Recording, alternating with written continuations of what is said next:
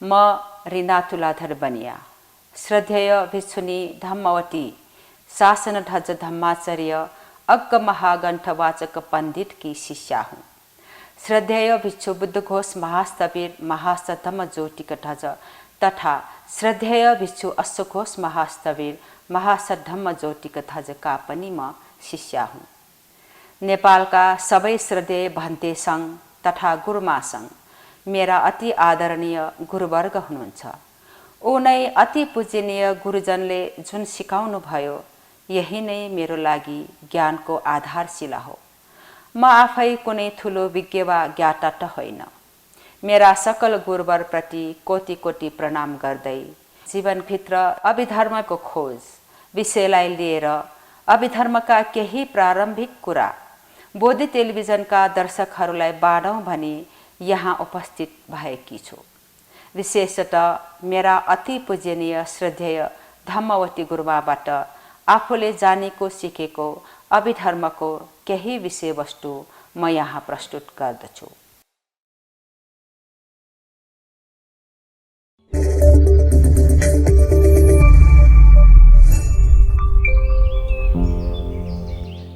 नमो तस्स भगवतो अरहतो सम्मा सम्बुद्धस्स। नमो तस्स भगवतो अरहतो सम्मा सम्बुद्धस्स। बोधी टेलिभिजनको मार्फतबाट हामी जीवनभित्र अभिधम्मको खोज विषयलाई लिएर आफ्नै जीवनको परिधिभित्र अभिधम्मलाई खोज्दैछौँ। त्यही क्रममा हामीले कम्म विषयलाई लिएर कुराकानी गर्दै आएको हो र कम्म विषयलाई नै फेरि अस्तिको जुन विषयवस्तु हो त्यसैलाई नै कन्टिन्यू गरौँ। आज कम्म कर्म अथवा कम्म र कम्मफल त्यही विषयमा छ र त्यसमा चाहिँ हामीले कम्मलाई दुईटा किसिमको कुशल कम्म र अकुशल कम्म भनेर बुझ्यौँ र अकुशल कम्मको केही हदमा हामीले बुझिसकेको हिसाबले अब जुन कन्टिन्यू भइराखेको हो कुशल कम्ममा जाउँ। कुशल कम्म भन्नाले अब यसलाई पनि मेनली कुशल कर्मलाई मेनली तीन तहमा विभाजन गरेर भनिएको छ। दान कुशल, शील कुशल र भावना कुशल। त्यति कुरा हामीले केही छलफल गरिसक्यौँ। दान कुशल भन्नाले कसैलाई आवश्यक परेको देखेपछि आफूसँग भएको जे चिज हो भौतिक चिज अथवा अभौतिक चिज आफूले त्याग गरेर अर्को भलाइ गर्ने दान हो। त्यस्तै आफ्नो कायिक वचन वाचिक वचनलाई शुद्ध गर्ने, कायिक कर्म वाचिक कर्मलाई शुद्ध गर्ने शील आचरण हो भने भावना पुण्य भनेको त्योभन्दा पनि गरुङ्गो पुण्य कुशल कम्म त्यो कसरी हुन्छ त भन्दाखेरि मनलाई विशुद्ध पार्ने तरिका भनेको ध्यान गरेर भावना गरेर हो। यति हामीले गर्यौँ भने अब 10 पुण्य क्रियामा थियौँ हामी। 10 पुण्य क्रिया मध्ये 10 वटा मध्ये दान शील भावना केही बुझिसक्यौँ भने अब आज हामीले 4औं 10 पुण्य क्रियामा 4औंमा के दिएको छ भन्दाखेरि अपचायन भनेको छ। अपचायन भन्दाखेरि आफूभन्दा ठुला बडालाई आदर गौरव राख्ने पनि पुण्य कार्य हो भनिएको छ। आफूभन्दा ठुला बडालाई आदर गर्नु, वन्दना गर्नु, उहाँहरूको कुरा आज्ञा सिरोपर गर्नु यही कुरालाई भनेको अपचायन है। तर आजकल त ठुला बडालाई भनेर मात्रै हुन्छ त। ठुला बडाले त आफ्नै जमानाको कुरा गर्छ। अब हाम्रो जमानाको कुरा अर्कै भइसक्यो भन्ने पनि हुन्छन्। यो जेनेरेसन ग्याप जेनेरेसन क्लास चाहिँ हुन्छ।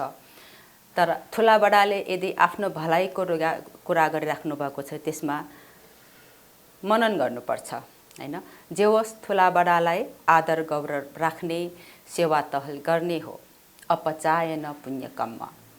त्यसपछि वेयावच्च पुण्य कम्म भन्छ। जुनसुकै किसिमको पनि कार्यहरू गरेर सेवा टहल गर्ने, आफूभन्दा ठुला बडालाई सेवा टहल गर्ने पनि पुण्य कार्य हो। आमा बाउलाई सेवा टहल गर्ने, गुरुजनलाई सेवा टहल गर्ने, भन्तेजन गुरुमाजनलाई सेवा टहल गर्ने, ध्यान गुरुहरूको लागि सेवा टहल गर्ने, बिहारहरूमा सरसफाइ गर्ने, मन्दिर देवालयमा सरसफाइ गर्ने यस्तो खालको कार्यलाई वेयावच्च पुण्य कर्म भनिन्छ। हामी बोधी टेलिभिजनको समूहमा भएको नाताले यहाँनिर एउटा कुरा म भन्न चाहन्छु। बोधी टेलिभिजनमा धेरै नै अब बिहारहरूमा अनि हाम्रो वज्राचार्य गुरुहरूको महाविहारहरूमा पुण्य कार्यहरू भएको देख्छौँ नि। अनि त्यो पुण्य कार्यहरू भएको त्यहाँ चाहिँ धेरै मानिसहरूले आफू स्वयं खुसी चाहिँ मद्दत गरिरहेको हुन्छ। कोही कोही भान्सामा व्यस्त भएर भोजन जलपान पकाइराखेको हुन्छ, कोही कोही बिहारको परिसर सफा गरिरहेको हुन्छ। सबै श्रद्धालु जनहरूको एक किसिमको सेवा भावनाले त्यहाँ ठुल्ठुला कार्यहरू हुने गर्छ। त्यो भनेको हो वयावच्च पुण्य कर्म भनेको है। एकदमै ठुला बडा मानिसहरू जो आफ्नो घरमा सायद अब हेड अफ द फ्यामिली छ भने ठुला बडा आफ्ना सेवा गर्ने परिचारकहरू प्रशस्त भएका, आफ्ना सन्तानहरूले पनि धेरै माया ममता गरेर मान गरेर बसेका उपासक उपासिकाहरू पनि बिहारमा पुगेपछि त्यहाँनिर आफ्नो त्यो पोजिसनलाई बिर्सेर बिहारमा अथवा वज्राचार्य गुरुहरूको महाविहारमा गएर सर्वसाधारण सरह चाहिँ काम गर्छन्। आफूले खाएको प्लेट पनि मजाले धुन्छन्, भाँडाहरू पनि धोइदिन्छ। यो हो वयावच्च पुण्य कर्म है। अनि बिहारहरूमा अब म त वयावच्च पुण्य कर्मको लागि आज बिहार दिनभरि बस्छु भनेर आउँछन्। त्यो हो, त्यो साह्रै प्रशंसनीय कुरा हो, काम हो। त्यसपछि अर्को पुण्य क्रिया भनेर पतिदान भनेको हुन्छ, जुन हामी पुण्यानुमोदन भन्छौँ। आफूले कुनै किसिमको पुण्य धर्म गरेको छु भने त्यो धर्मद्वारा त्यो पुण्यद्वारा अरूको भलाइ होस् भनेर पुण्य बाँडिदिने काम पतिदान। त्यसै अर्को 7औं 10 पुण्य क्रिया भन्नाले पत्तानुमोदन भनिन्छ। पत्तानुमोदन भनेको कुनै अरू कसैले एउटा असल पुण्य कार्य गर्यो, धर्मको कार्य गर्यो, राम्रो कार्य गर्यो भने त्यसमा आफू खुसी हुने, मात्र खुसी भइदिने, आनन्द हुने, हर्षित हुने, आनन्दित हुने है। कसैले राम्रो काम गर्यो भने हाम्रो बानी छ नि साधु साधु साधु भने मनदेखि, वचनले मात्रै हो, मनदेखि अरूले गरेको पुण्य देखेर प्रसन्न हुनु, प्रसन्न भएर मन शुद्ध पार्न सक्यो भने त्यो पनि पुण्य कार्य हो। पत्तानुमोदन भनेको छ। कति सजिलो एक किसिमले है। हाम्रो श्रद्धेय धम्मवती गुरुमाले बराबर भन्ने गर्नुहुन्छ, वास्तवमा बुद्ध धर्म पालन गर्न सजिलो छ जान्यो भने, मात्र मनलाई परिवर्तन गर्ने त हो नि भन्नुहुन्छ। मन त्यसअसा गा भन्नुहुन्छ है। मन नै मुख्य भएको हुनाले त्यसैले कसैले राम्रो ठुलो पुण्य कार्य गर्यो भने त्यसमाथि तिमी साउ भएर ठुलो गर्यो नि, हामीले के गर्न सक्छौँ, त्यहाँनिर एउटा ईर्ष्याको भाव आयो भने त्यो पनि भएन है। त्यसरी मन प्रसन्न हुनु नै पनि एउटा पुण्य कार्य हो। त्यसपछि हाम्रो धम्मदेशना। अब धम्मदेशना भन्दाखेरि के हो त धम्मदेशना? धम्मदेशना भनेको खालि अब धम्मवती गुरुमाले भन्नुहुन्छ या माइकको अगाडि आएर कथा भन्नु मात्रै हो नि रे। मञ्चमा उभिएर माइक हातमा लिएर बहकन्यौ अथवा उपदेश दिनु मात्रै धर्मदेशना होइन। जहाँ पनि असल कार्य गर्नको लागि अरूलाई हैन, अरूलाई चाहिँ के उपदेश भने नेपाल भाषामा न्यागो भन्छ, त्यो कार्यहरू है। धम्मदेशना भन्दाखेरि आफ्नो बोली वचनको तर्फबाट गर्ने पुण्य क्रिया हो। कोही मान्छे अब गलत कार्यमा लागेको छ भने उसलाई यो पाप कर्ममा नलाग्नु है भनेर सम्झाउनु, त्यो पनि धम्मदेशना हो। अब ससाना नानीहरूले नजानिकन हैन किरा फट्याङ्ग्राहरू मारिरहेको होला, ए नानी यसो गर्नु हुँदैन, प्राणी हिंसा गर्नु हुँदैन भनेर सिकाउनु, त्यो पनि धम्मदेशना हो। साधारण कुरा है। अनि त्यसै गरिकन भयो बच्चाहरूले आफ्नो साथीको मनपर्ने चिज चोरेर ल्यायो भनौँ न स्कुलबाट, त्यो काम चाहिँ कहिले नगर्नु नानी भनेर बोलाउनु, भन्नु, सम्झाउनु। र साथीहरू रक्सी जान खाएर टन्न भएर गलत कार्यमा लागेको छ, साथीहरूलाई धेरै सम्झाउनु। जे होस्, आफूले सही कुरा बोलेर, धर्मको कुरा बोलेर, उपदेश दिएर कसैले गलत कार्य गरिराखेको छ भने त्यसलाई सम्झाउनु पनि एक किसिमको धर्मदेशना हो। त जेसुकै होस्, अर्काको हामीलाई के चिन्ता त, के मतलब भनेर बस्यौँ भने त्यहाँ चाहिँ धम्मदेशनावाला पुण्य क्रियाबाट हामी वञ्चित हुन्छौँ। सकेसम्म आफ्नो तर्फबाट आफूले जानेको कुरा अरूलाई सिकाउनु पनि धम्मदेशना हो। यसरी भनिएको छ। यी जम्मै कुराहरू हाम्रो धम्मवती गुरुमाले हामीलाई पटक पटक सिकाइराख्नु हुने कुरा हो यो है। अनि त्यसपछि 10 पुण्य क्रिया भनेर छ दिठिजो कम्म, यो सबभन्दा इम्पोर्टेन्ट। दिठिजो कम्म भनेपछि सम्यक दृष्टि राख्ने पुण्य क्रिया हुन। त अब हामीले सम्यक दृष्टि यो विषयलाई नै एक दिन छलफल गरिसक्यौँ। 5 किसिमको सम्यक दृष्टिलाई ल्याउनको लागि जुन प्रयासहरू गरिन्छ त्यो पुण्य क्रिया हो हैन। कम्म सकटा सम्यक दृष्टि ल्याउनको लागि हामी बारम्बार धर्मदेशनाहरू, असल कुराहरू सुन्दै चिन्तन मनन गर्दै त्यो दृष्टि ल्याउन सक्छौँ हामीले। त्यस्तै अब ध्यान सम्यक दृष्टि ल्याउनको लागि आफ्नो मनको क्लेशलाई संयम गर्नको लागि, सम्वर गर्नको लागि, त्यसलाई उठ्न नदिनको लागि गर्ने ध्यान प्र्याक्टिस, त्यसै विपස්සना ध्यान गरेर आउने विपස්සना सम्यक दृष्टि, विपස්සना ज्ञानबाट विपස්සनाको ज्ञान तह माथि जाँदै जाँदै अन्तमा मार्ग ज्ञान, फल ज्ञान प्राप्त हुने मार्ग सम्यक दृष्टि, फल सम्यक दृष्टि, यिनै हुन् 10 पुण्य क्रिया। त्यसैले अब वास्तवमा धर्म भन्ने कुरो हामीले कहाँ धर्मको नाउँमा धेरै परिभाषा हुन्छ, धेरै किसिमको धर्महरू भनेर हुन्छ हैन। धर्म भन्ने शब्द त व्यापकै भयो, कमन शब्द भयो। धर्मावलम्बी भनिन्छ, धर्म सम्प्रदाय भनिन्छ, धर्म गुरु भनिन्छ। यति धेरै किसिमका धर्महरू प्रचलित छन् संसारमै, व्यवहारमै। तर वास्तवमा भगवान बुद्धको देशना, अभिधम्म देशनामा पनि संलग्न भयो, इन्क्लुड भएको यो 10 पुण्य क्रियालाई बुझेर त्यो अनुसारको आफ्नो हाम्रो कार्य शैली आयो भने त स्वतः नै धर्म हुन्छ। आफ्नै घरमा बसेर, आफ्नै कार्यालयमा बसेर क्षण प्रति क्षण हामीले 10 पुण्य क्रिया पनि गर्न सक्छौँ, क्षण प्रति क्षण हामीले पाप अकुशल पनि गर्न सक्छौँ। त्यो गराउने कुरा कसले हो त भन्दाखेरि अभिधम्म अध्ययन गरेर हामीले जान्नु पर्यो। त्यो जम्मै गराउने हामीलाई के भन्दा यही मनले प्रभास र चित्तमा मिसिन आउने अकुशल वा कुशल चेतसिकले हामीलाई कि त 10 अकुशल गराउँछ कि त 10 पुण्य क्रिया गराउँछ। अब कुन चाहिँ रोज्ने हाम्रो आफ्नै खुसी है। अब त्यसपछि 10 पुण्य क्रिया पछि फेरि आउँछ रूपावचर कुशल कर्म भनेर आउँछ। त्यो पनि ध्यान भावनाको बलले हुने कुशल कर्म। अरूपावचर कुशल कर्म भनेर पनि नाम छ। अभिधम्ममा रूपावचर चित्तहरूमा कुशल कर्म 5वटा, अरूपावचर चित्तहरूमध्ये 4वटा कुशल कर्महरू भनेर यसरी महगत चित्तहरूमा पनि कुशल कर्म 5 र 4 गरेर 9वटा कुशल कर्म भनेर कुशलपट्टिको चित्तहरू हुन्छ।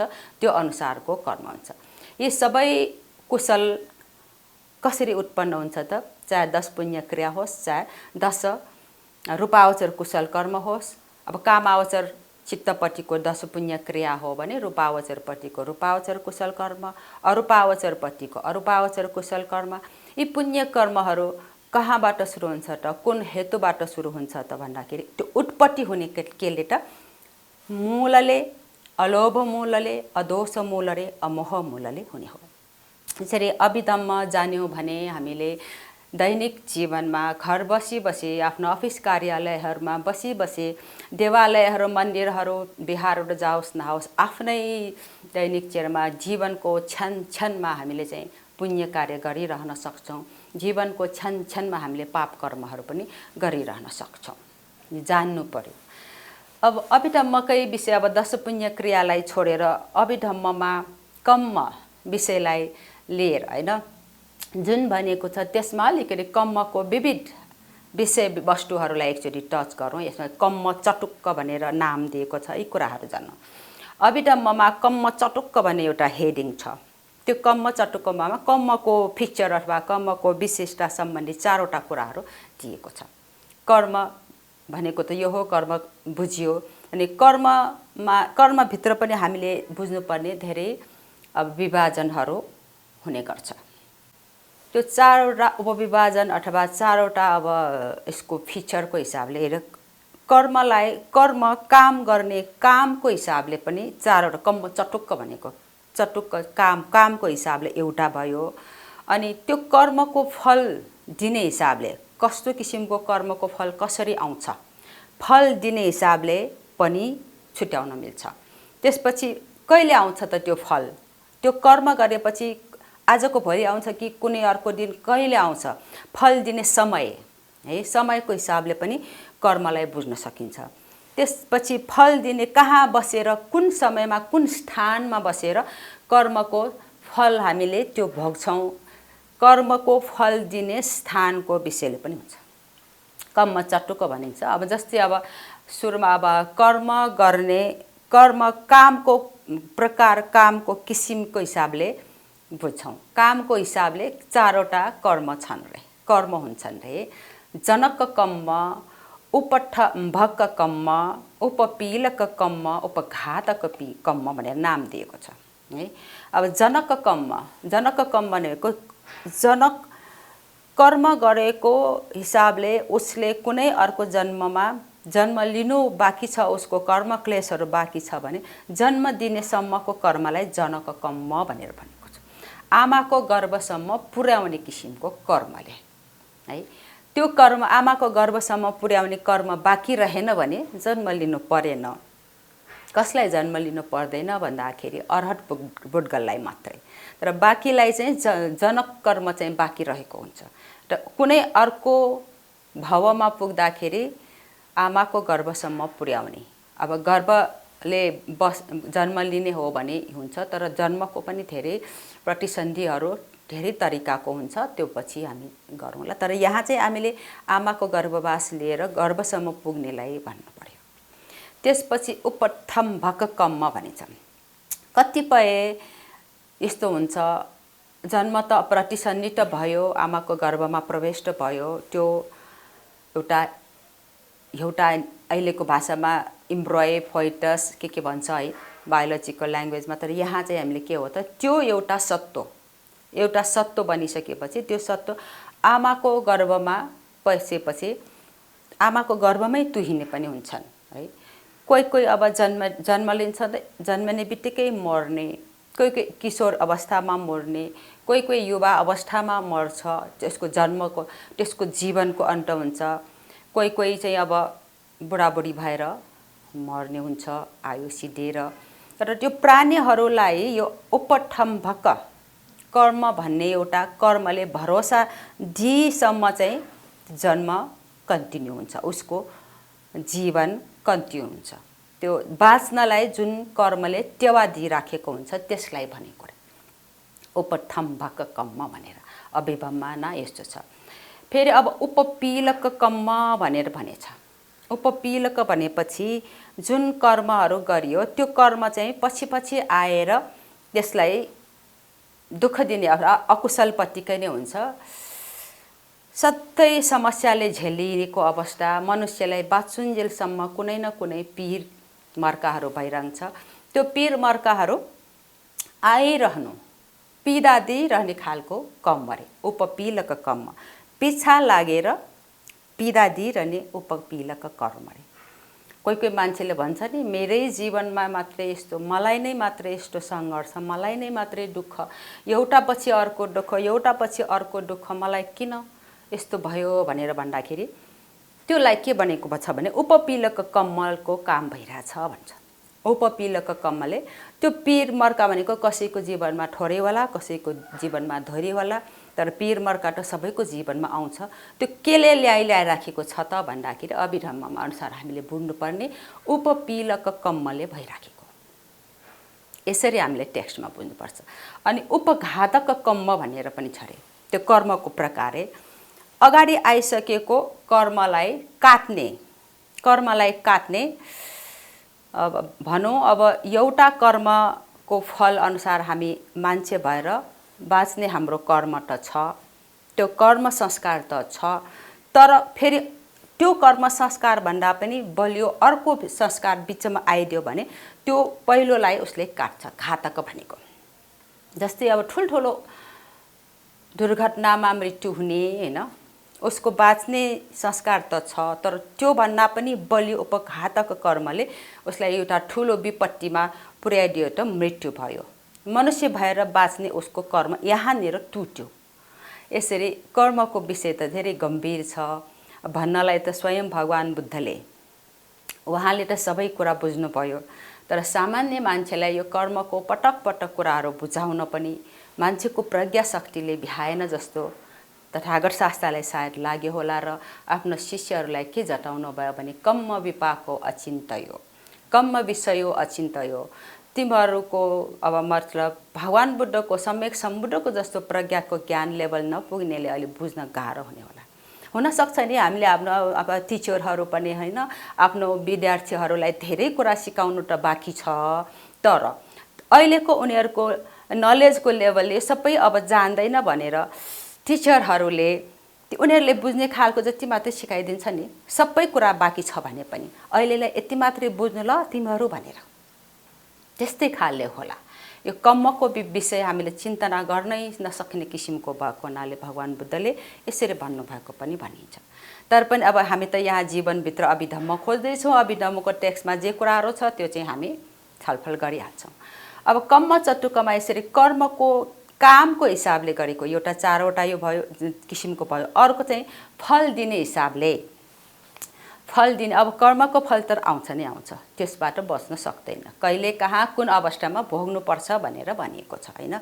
बिउ रोपेपछि त्यसमा सबै मलजल आदि घाम पानी मिल्यो भने त त्यसको नेचरले नै यसले चाहिँ फल दिएर बस्छ, फल नदिनु भन्ने कुरा हुँदैन। त्यसलाई फ्याँकिराख्यो भने पनि त्यो बिउ त पलाउँछ भने जस्तै फलको कर्मको फलको बिउ पनि पलाउँछ। र फल दिने हिसाबले पनि कर्म 4 किसिमको छ भनेको छ। गरुक कर्म, आचिन्न कर्म, आसन्न कर्म र अहोसी कर्म भनेर भनेको छ। गरु कर्म भने गरु भनेको गरुङ्ग भनेको एकदमै गरु मोटो बलियो खालको कर्मलाई भनेको। कर्ममा पनि अब गरु कर्म भनेको सामान्य हेतुले कमसल खालको हेतुले बनेको कर्म र मोटो मोटो हेतुले बनेको कर्म, जरा बलियो रुख र जरा बलियो नभएको रुख भने जस्तै।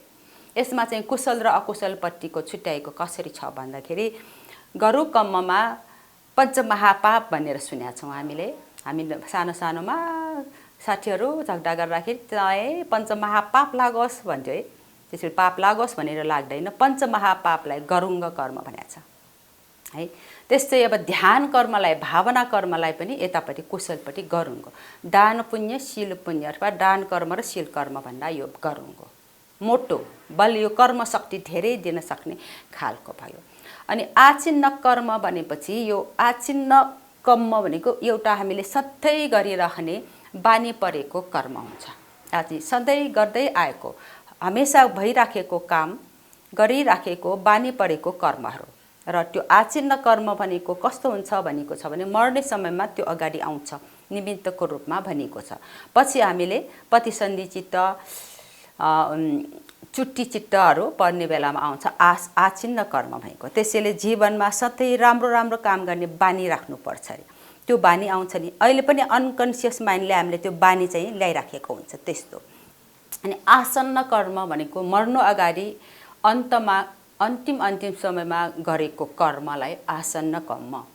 फेरि अहोसी कर्म भनेर छ। अहोसी कर्म भन्नाले खासैमा चाहिँ त्यो कर्म भोग्नु नपर्ने गरिकन सिद्धेर जाने, के फुस भएर जाने भन्छ नि। अहोसी भनेको अब के भन्ने, अब यसलाई फल आउँदैन, नष्ट भएर जाने, त्यो कर्मको फल भोग्नु नपर्ने पनि हुनसक्छ, सबै भोग्नु पर्ने भनेर पनि हुँदैन। अब कोही बेलामा भन्यो सबै भोग्नु पर्ने, कोही बेलामा भन्यो सधैँ भोग्नु नपर्ने। त्यसमा पनि अब अभिधम्मको कर्म चटुकमा कुन कर्म कसरी भोग्नुपर्छ र कुन कर्म कसरी भोग्नु पर्दैन, अहोसी कर्म भएर जान्छ भन्ने कुरो पनि छ। एउटा सामान्य हामी धेरैले सुनेको कथा बुद्धकालीन घटना हामीले अङ्गुलीमालको कुरालाई लिन सक्छौँ। अहोसी कर्म यो एउटा कर्मको जुन भोग भइरहेछ त्योभन्दा पनि बलियो अर्को कर्मले यसलाई काटिदियो भने, उपघातक गर्यो भने पहिलोको त्यो कर्म भोग्नु नपर्ने। जस्तै अङ्गुलीमालले धेरै डाकु भएर बसेको थियो पहिला त होइन, धेरै मान्छेहरू मारेर कि औँला टुक्रा टुक्रा निकालेर आफूले त्यसको माला लगाए, अति धेरै डाकु सर नै थियो, डाका थियो।